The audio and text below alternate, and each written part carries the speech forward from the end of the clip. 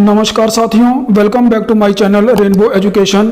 साथियों, महानिदेशक स्कूल शिक्षा अनामिका सिंह जी का एक आदेश आया है जिसका विषय है जल जीवन मिशन के अंतर्गत प्रदेश के परिषदीय प्राथमिक उच्च प्राथमिक विद्यालयों को कार्यदायी संस्था द्वारा नल जल आपूर्ति की सुविधा से संतृप्त विद्यालयों के सत्यापन के संबंध में ये आदेश आपके सामने है।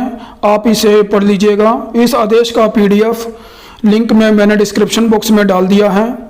इस आदेश में जो मुख्य बात है वो है कि प्रधानाध्यापक द्वारा प्रेरणा DBT ऐप पर नल जल संतृप्तिकरण का सत्यापन करना है।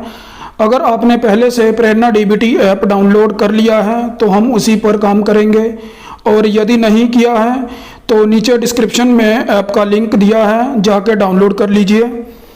साथियों, आज मैं आपको प्रेरणा DBT ऐप पर नल जल संतृप्तिकरण का सत्यापन करके दिखाऊंगा। चलिए आगे बढ़ते हैं प्रेरणा DBT ऐप की तरफ।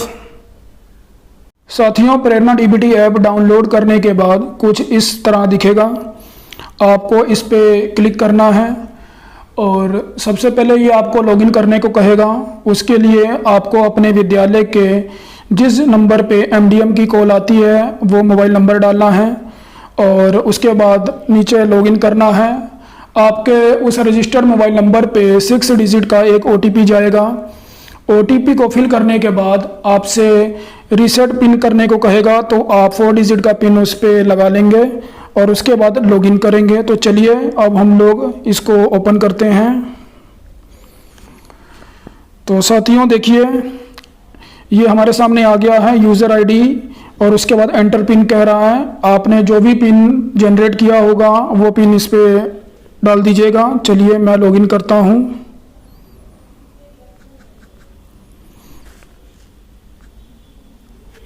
और लॉगिन के बटन पे दबाता हूँ। ये देखिए साथियों, इससे नाम लिख के आ गया है हमारे हेडमास्टर का।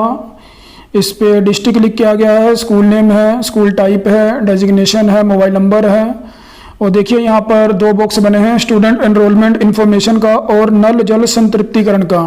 साथियों, अगर आपके मोबाइल में नल जल संतृप्तिकरण का ये बॉक्स बन के नहीं आता है तो आप प्ले स्टोर पे जाके अपने इस ऐप को अपडेट करिए।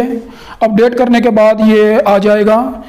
तो चलिए हम लोग नल जल संतृप्तिकरण के ऐप इस पे क्लिक करते हैं बॉक्स पे। तो साथियों देखिए, डैशबोर्ड ओपन हो गया है। अब हम लोग नल जल संतृप्तिकरण के बॉक्स पे क्लिक करेंगे। तो देखिए हमारे सामने आ चुका है विद्यालय में नल जल आपूर्ति सुविधाओं के संतृप्तिकरण का मूल्यांकन। तो देख लीजिए, ये क्वेश्चन पूछे गए हैं। टोटल 14 क्वेश्चन हैं। तो चलिए हम लोग एक एक करके इनका आंसर देते हैं। तो साथियों हमारा पहला प्रश्न है, क्या विद्यालय परिसर में आंगनवाड़ी केंद्र भी संचालित है? तो आप देख लीजिएगा आपके वहाँ है कि नहीं। मेरे वहाँ है। चलिए मैं हाँ करता हूँ। अगर है तो विद्यालय परिसर में कितने आंगनवाड़ी केंद्र संचालित हैं चुनें। 1। दूसरा क्वेश्चन है, क्या विद्यालय में क्रियाशील हैंडपंप की सुविधा उपलब्ध है?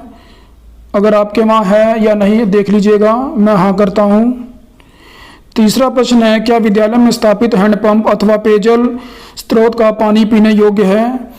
साथियों मेरे यहाँ पीने योग्य नहीं है, इसलिए मैं इस पे नहीं पे क्लिक करता हूँ।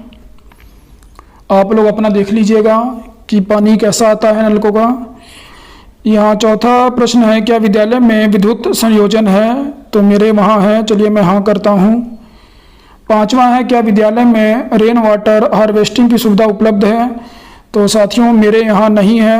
मैं नहीं पे क्लिक करता हूँ। आप लोग देख लीजिएगा कि आपके वहाँ है तो आप हाँ कर दीजिएगा। छठा क्वेश्चन है, क्या विद्यालय में पेयजल की गुणवत्ता की जांच पिछले 1 वर्ष में की गई है? तो साथियों, क्या आपके विद्यालय में पेयजल की गुणवत्ता की जांच करने के लिए कभी कोई आया? अगर आया है तो हाँ करिएगा, अगर नहीं आया तो नहीं। मेरे यहाँ कोई नहीं आया है। चलिए मैं नहीं करता हूँ। 7वां प्रश्न है, क्या विद्यालय में अपशिष्ट पानी की निकासी की उचित व्यवस्था है? तो मेरे यहाँ नहीं है, इसलिए मैं नहीं करूँगा। हमारा 8वां प्रश्न है, क्या विद्यालय में बालक एवं बालिकाओं के लिए पृथक पृथक शौचालय की व्यवस्था है? तो मेरे यहाँ है पृथक व्यवस्था, तो मैं हाँ करूँगा।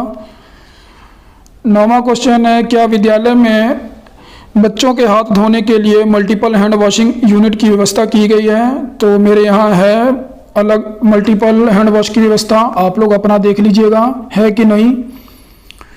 10वां प्रश्न है, क्या विद्यालय परिसर में समरसेबल पंप एवं ओवरहेडेड वाटर टैंक के साथ नल जल रनिंग वाटर आपूर्ति की क्रियाशील व्यवस्था है? तो आपके यहाँ अगर क्रियाशील है तो हाँ करिएगा, नहीं तो नहीं। अगर कोई उस पर काम चल रहा है तो कार्य प्रगति पर क्लिक करिएगा। मेरे यहाँ क्रियाशील नहीं है इसलिए मैं नहीं पे क्लिक करूँगा। अगर नहीं है तो आप इनमें से एक से ज़्यादा ऑप्शन चुन सकते हैं। विद्यालय में जल आपूर्ति हेतु केवल क्रियाशील हैंडपंप है। विद्यालय में हैंडपंप अक्रियाशील है, कोई जल स्रोत उपलब्ध नहीं है। गांव में जल आपूर्ति योजना है मगर विद्यालय में नल जल कनेक्शन नहीं दिया गया है। समरसेबल ओवरहेडेड वाटर टैंक ग्रामीण जल आपूर्ति से कनेक्शन आंतरिक प्लम्बिंग क्रियाशील अथवा टूटा हुआ है। तो हम लोग ये पहला और चौथा ऑप्शन कर देते हैं। 11वां प्रश्न है, विद्यालय परिसर में किन किन मूलभूत अवस्थाओं सुविधाओं के साथ सतत व क्रियाशील नल जल आपूर्ति की सुविधा है?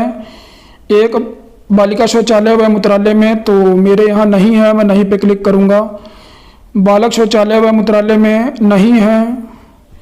तीसरा, मल्टीपल हैंड वॉशिंग यूनिट में नहीं। रसोई घर में नहीं। आपके वहाँ साथियों देख लीजिएगा, अगर आपके वहाँ ये व्यवस्था है वहाँ सप्लाई का वाटर के तो आप हाँ कर दीजिएगा।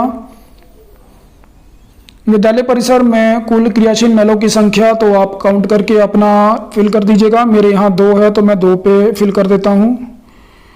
तो साथियों देखिए लिखा हुआ है, सेव एज ड्राफ्ट करने के उपरांत आप सारी सूचनाओं को बदल सकते हैं लेकिन फाइनल सेव के उपरांत कोई बदलाव संभव नहीं है। यदि आप फाइनल सेव करना चाहते हैं तो फाइनल सेव करने के लिए चेकबॉक्स पे क्लिक करें। तो साथियों अगर आपने इस चेकबॉक्स पे क्लिक करके ये सेव एज ड्राफ्ट कर दिया तो आप कुछ भी इसमें बदलाव नहीं कर पाएंगे। अगर आपको लगता है कि किसी चीज़ का भी परीक्षण करके मैं जवाब दूं तो आप चेकबॉक्स पे क्लिक मत करिएगा, सीधा सेव एज ड्राफ्ट कर दीजिए। चेकबॉक्स पे क्लिक मत करिएगा, नहीं तो आप उसमें कोई भी बदलाव नहीं कर पाएंगे। तो चलिए साथियों मैं सेव एज ड्राफ्ट कर देता हूं। तो साथियों देखिए डाटा सेव सक्सेसफुली लिख के आ गया है। तो साथियों ये जानकारी आपको कैसे लगी हमारे कमेंट बॉक्स में ज़रूर बताइएगा। वीडियो को लाइक करिए, चैनल को सब्सक्राइब करिए ताकि आने वाले वीडियो की नोटिफिकेशन सबसे पहले आपको मिले। जय हिंद साथियों।